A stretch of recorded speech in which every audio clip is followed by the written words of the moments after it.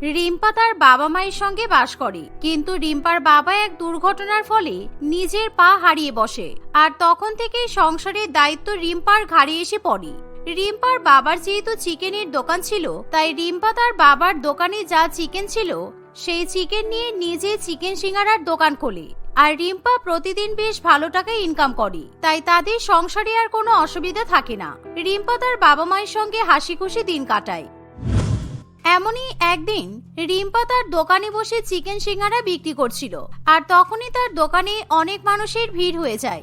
এমন সময় সেখানে রত্নাদেবী নামে এক মহিলা আসে। কি ব্যাপার, এখানে কি ফ্রিতে খাবার দেওয়া হচ্ছে?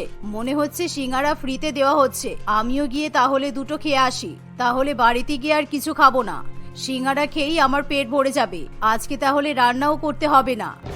এই বলে রত্নাদেবী রিম্পার দোকানের দিকে এগিয়ে যায় আর রিম্পার কাছ থেকে সিঙ্গারা চাইতে থাকে। কিন্তু রত্নাদেবীর কাছে টাকা থাকতেও সে কিছুতেই রিম্পাকে টাকা দেয় না। কাকিমা, আপনি তো আমাকে টাকাই দিলেন না।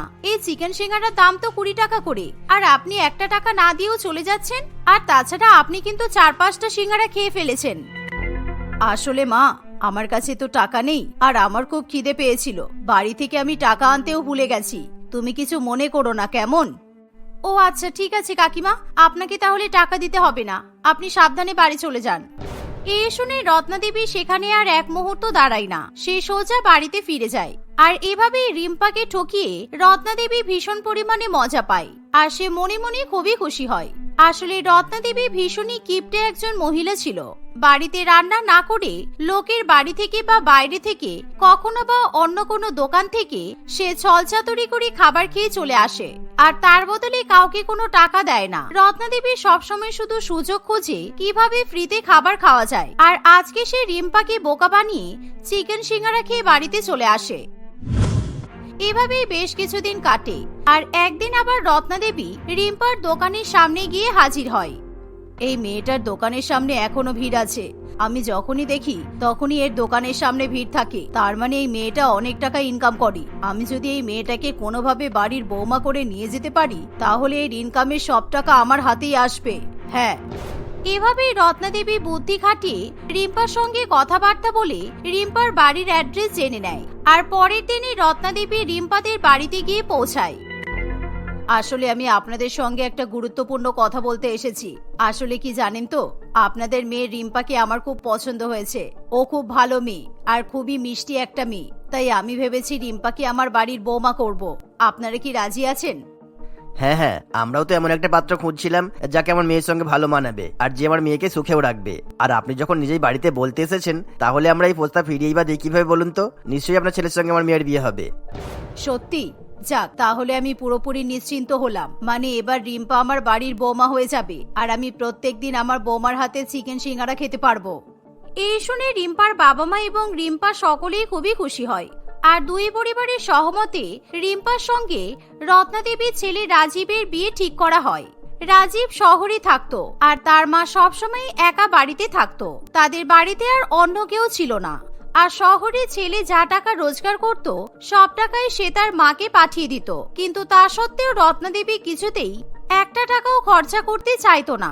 আর বিয়ের প্রথম দিন নতুন বৌমা বাড়িতে যেতে না যেতেই রত্নাদেবী তার নতুন বৌমাকে বলে, শোনো বৌমা, আমি চাইছি যে তুমি কিন্তু তোমার ব্যবসা মানে তোমার চিকেন সিঙ্গারার দোকান চালু রাখবে, কারণ ওখান থেকে তোমার কাছে ভালোই টাকা চলে আসবে। আর সেই টাকা যদি তুমি সংসারে লাগাও, তাহলে কিন্তু আমাদের সংসারটা খুবই ভালো চলবে। আর শুধু শুধু দোকানটা ফেলে রেখেও তো কোনো লাভ নেই। তাছাড়া তোমার তো কোনো ভাই বোনও নেই যে তোমার বাবা মা তোমার ভাইকে দোকানটা চালাতে বলবে। যা আছে সবই তো তোমার। কিন্তু মা, আমি যদি এখন দোকান চালাতে চাই, তাহলে বাড়ির কাজ কে করবে? আর তাছাড়া সংসারের কাজকর্ম করতে করতে আমি তো দোকান চালাতে পারবো না। বাড়িতে যখন থাকতাম তখন তো বাড়ির কাজ সব মা করতো, তাই আমি সহজে দোকান চালাতে পারতাম। কারণ চিকেন সিঙ্গারার দোকান চালাতে কিন্তু অনেক পরিশ্রম করতে হয়।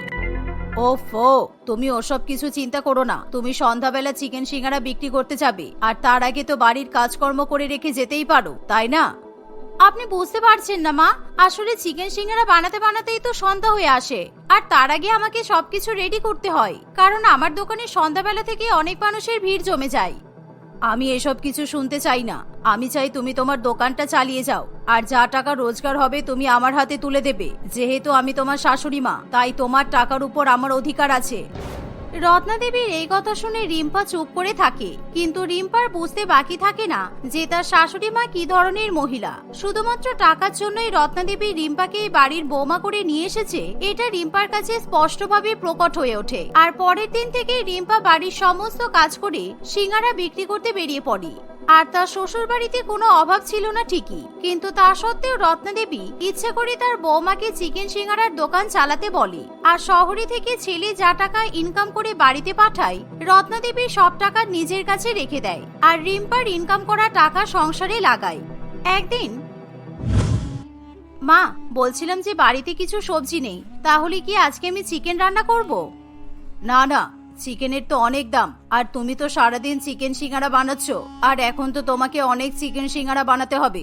এখন যদি তুমি এই দোকানের চিকেন থেকে আমাদের বাড়ির জন্য চিকেন রান্না করো, তাহলে কিন্তু তোমার সিঙ্গারা বানাতে চিকেন কম পড়বে, আর অনেক কাস্টমার এসে ফিরে যাবে। তাতে করে আমাদের টাকাও কম ইনকাম হবে। তার থেকে ভালো আমি সবজি কিনে আনছি, তুমি দাঁড়াও।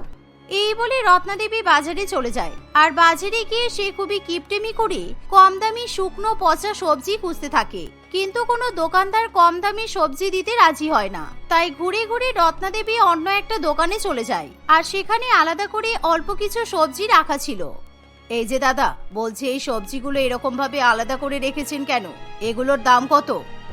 দিদি, আসলে ওগুলো কালকের সবজি, একটু পচে গেছে আর কি। আপনি যদি নিতে চান তাহলে আমি কম দামে দিয়ে দিতে পারি। হ্যাঁ, কম দামে সবজি নেওয়ার জন্যই তো আমি এখানে এসেছি। সেটা বাসি হোক বা পচা হোক, আমি নিয়ে নেব, আমার কোনো যায় আসে না। এই ভেবে রত্নাদেবী দোকানদারের কাছ থেকে সেই বাসি এবং অর্ধেক পচে যাওয়া সবজিগুলো কিনে নেয়, আর তাও আবার অর্ধেক দাম দিয়ে। এভাবেই সবজিগুলো কিনে রত্নাদেবী বাড়িতে চলে আসে আর রিম্পার হাতে দিয়ে দেয়। রিম্পা সেই সবজিগুলো দেখে বলে, মা আপনি কি সবজি নিয়ে এসেছেন? আমি জানি আপনি কিপটে, কিন্তু এতটাও কিপটে হওয়া ভালো নয়। সবজিগুলো তো খারাপ হয়ে গেছে, আর আপনি এই সবজি নিয়ে চলে এসেছেন। মনে হচ্ছে কম দামে পেয়েছেন, তাই তো? এই যে, মুখে মুখে এরকম করে কথা বলা বন্ধ করো। আমি যা সবজি নিয়ে এসেছি সেটাই তোমাকে রান্না করতে হবে। একদম বেশি কথা বলবে না, যাও নিজের কাজ করো। কিন্তু মা, এগুলো তো পচা সবজি, এগুলোর ভেতরে যদি পোকা থাকে তাহলে কি হবে? এরকম পচা সবজি খাওয়া কিন্তু ঠিক হবে না। তোমাকে আমি যেটা বলছি সেটা করো। পোকা থাকলে কেটে বাদ দিয়ে দেবে, আর বাকি সবজি রান্না করবে। এই বলে রত্নাদেবী সেখান থেকে চলে যায়। আর শাশুড়ি মায়ের কথা মতো রিম্পা সেই পচা গলা সবজি বেছে বেছে রান্না করতে থাকে। আর এর ফলে সবজি বাদ দিয়ে রান্না করতে গিয়ে সবজির পরিমাণটা অনেকটাই কমে আসে। আর সেই তরকারি শুধুমাত্র একজনের খাওয়ার মতোই ছিল। তাই খাওয়ার সময় রিম্পা সেই তরকারি তার শাশুড়ি মাকে খেতে দেয়, আর নিজে শুধু ডাল দিয়ে ভাত মেখে খেয়ে নেয়। এ কি বৌমা, তুমি তরকারি নেবে না? তুমি শুধু ডাল দিয়ে ভাত মেখে খাচ্ছ কেন? আপনি যা সবজি নিয়ে এসেছেন সেই পচা সবজি অর্ধেক বাদ দিতে গিয়ে বেশিরভাগটাই বাদ চলে গেছে। এই অল্প একটু তরকারি রান্না করতে পেরেছি। এখন যদি আমি এই তরকারি খেয়ে নিই, তাহলে কিন্তু আপনার জন্য আর কিছু থাকবে না। এই কথা শুনে রত্নাদেবী কিছু না বলে নিজের পাত থেকে অল্প একটু তরকারি তার বৌমার পাতে তুলে দেয়। আর কিছুক্ষণের মধ্যে রিম্পা খাওয়া দাওয়া করে চিকেন সিঙ্গারার দোকানে চলে যায়। আর এভাবেই কিছুদিন কাটে, আর দেখতে দেখতে শুরু হয়ে যায় বর্ষাকাল। একদিন, মা বলছিলাম যে আজকে তো বৃষ্টি পড়ছে, তাহলে কি আজকে আমি বাড়িতে চিকেন সিঙ্গারা বানাবো? আমরা দুজন মিলে আজকে চিকেন সিঙ্গারা খাবো। না না, বৃষ্টি হচ্ছে তাতে কি হয়েছে? ওসব চিকেন সিঙ্গারা খাওয়ার কোনো দরকার নেই। আর তাছাড়া তোমাকে তো সিঙ্গারা বিক্রি করতে যেতে হবে, তুমি বাড়িতে কেন বানাতে যাবে? মা, আজকে ভাবছিলাম যে বৃষ্টি হচ্ছে বলে আমি দোকান খুলতে যাব না, বাড়িতেই আপনার জন্য আর আমার জন্য চিকেন সিঙ্গারা বানাবো, আর আমরা দুজনে বৃষ্টি দেখতে দেখতে চিকেন সিঙ্গারা খাবো। না না, সেটার কোনো প্রয়োজন নেই। বৃষ্টি হচ্ছে বলে তুমি বাড়িতে বসে বসে চিকেন সিঙ্গারা বানাবে আর খাবে, আর দোকানে গিয়ে চিকেন সিঙ্গারা বিক্রি করতে পারবে না, এটা আমি মেনে নিতে পারবো না। যাও, তুমি এখনই দোকানে যাও।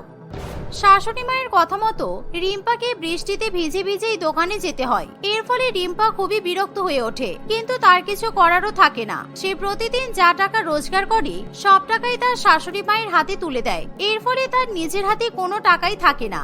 এভাবে দিনের পর দিন রত্নাদেবী আরো বেশি কিপটে হয়ে পড়ে। আর বর্ষার মধ্যে বৃষ্টি কাদা পার করেই রিম্পাকে সিঙ্গারার দোকান খুলতে যেতে হয়।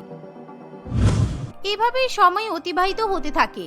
একদিন রত্নাদেবী তার বৌমাকে বলে, শোনো বৌমা, আমার মাথায় একটা প্ল্যান আছে।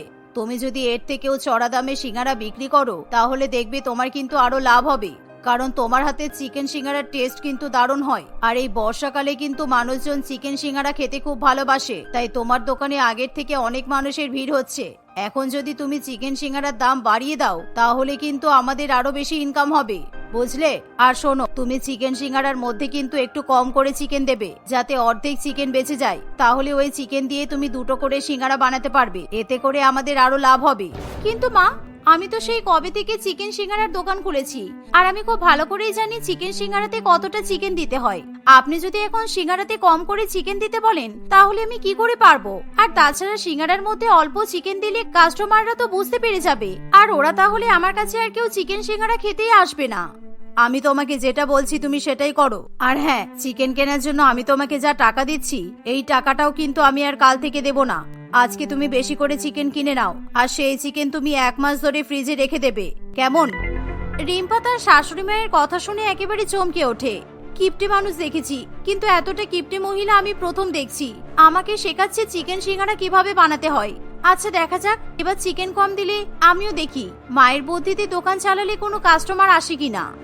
রিম্পা তার শাশুড়ি মায়ের কথা মতো সেদিন থেকে সিঙ্গারার মধ্যে কম করে চিকেন দিতে শুরু করে। আর এমনকি রত্না দেবী রিম্পাকে আর চিকেন কেনার জন্য কিংবা তেল কেনার জন্য টাকা দেয় না। এর ফলে রিম্পাকে প্রতিদিন সেই কালো নোংরা তেলেই সিঙ্গারা ভাজতে হয়, আর এর ফলে সেই সিঙ্গারাগুলো খেতে ভালো হয় না।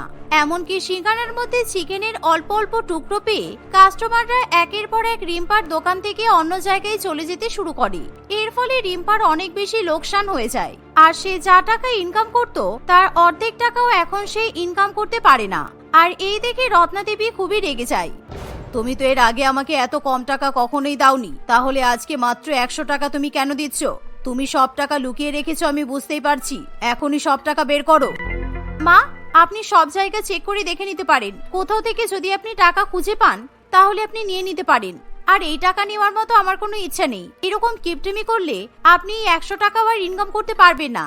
আর আপনি যে আমাকে সিঙ্গারাতে কম চিকেন দিতে বলেছেন, আর আমি তো ভাবছি সিঙ্গারাতে আর চিকেন দেবই না, তাহলে দেখবেন আপনি আরো বেশি লাভ করতে পারবেন, কি তাই তো? রিম্পার মুখে এই কথা শুনে তার শাশুড়ি মা নিজের ভুল বুঝতে পারে, আর এর ফলে রিম্পার শাশুড়ি মা তখনই রিম্পার হাতে সব টাকা তুলে দেয়। আর সেই দিনের পর থেকে রত্না দেবী কিপটিমি করা ছেড়ে দেয়, আর রিম্পা আবার আগের মতো ভালো করে চিকেন সিঙ্গারা বানিয়ে বিক্রি করতে শুরু করে। আর ধীরে ধীরে আবার তার পুরানো কাস্টমারগুলো ফিরে আসে। এভাবেই রিম্পা তার শাশুড়ি মাকে নিয়ে হাসি খুশি বসবাস করতে থাকে।